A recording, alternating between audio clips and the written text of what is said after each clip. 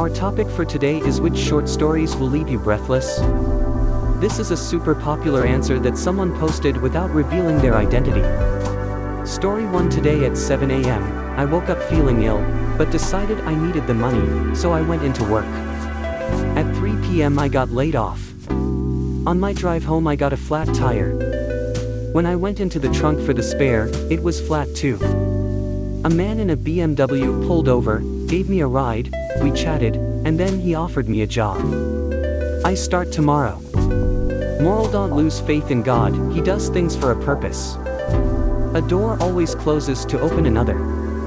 Story 2. Little girl and her father were crossing a bridge.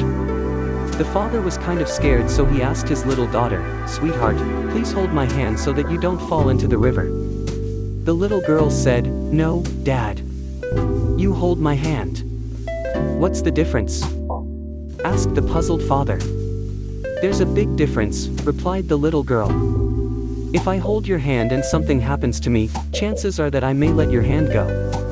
But if you hold my hand, I know for sure that no matter what happens, you will never let my hand go."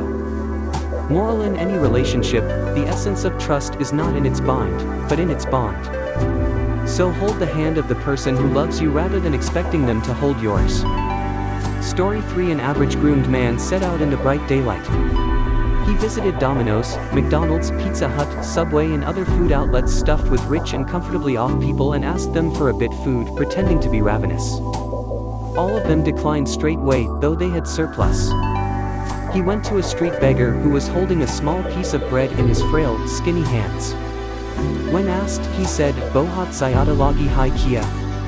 "Are you really too hungry?" He then divided his bread into half and gave a piece to the man. Tears rolled down the man's eyes.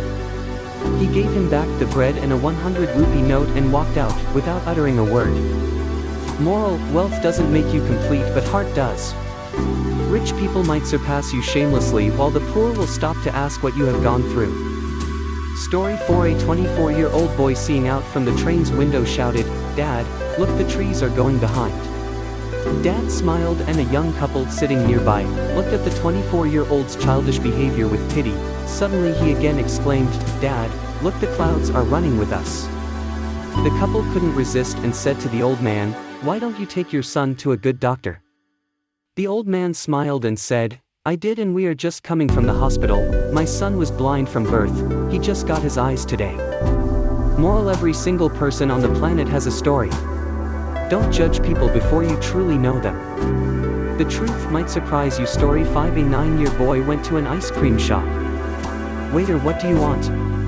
"Boy, how much a cone ice cream costs?" "Waiter, Rs. 15 slash." Then the boy checked his pocket and asked, "Cost of small cone?"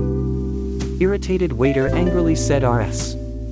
12 slash." Boy ordered a small cone, had it, paid bill and left.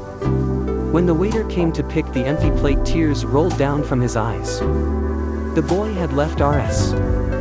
3 as tip for him. Moral: make everyone happy with something you have. That's life. Story 6. Today, when I slipped on the wet tile floor, a boy in a wheelchair caught me before I slammed my head on the ground. He said, "Believe it or not, that's almost exactly how I injured my back 3 years ago." Moral: if you have gone through something, utilize your experience to save others from it, rather than wanting everyone to fall into the same pit. Story 7. One fine day, someone not so skilled made an ark, just to satisfy his amateur inside. One fine day, someone highly skilled made Titanic to show the world how talented he was. The ark saved the humanity from a great flood. The Titanic sank on its maiden voyage in 1912 to New York City. Moral: accepted wisdom isn't always accurate. Sometimes, you may be discouraged from doing that thing just because you aren't very accomplished or professional. But remember, amateurs started Google and Apple. Professionals built the Titanic. Story 8. Someone relocating to Australia said in his farewell, "A friend of mine once said to me, you know, the only place you find Indians is abroad." Surprised, I asked him, "What you're saying doesn't make any sense. How is that even possible?" To which, he replied, "The moment you're in India, you become a Bengali, or a Punjabi, or a Malayali, and so on." Only when you're abroad do you identify yourself as an Indian. Source magazines and Facebook. 9.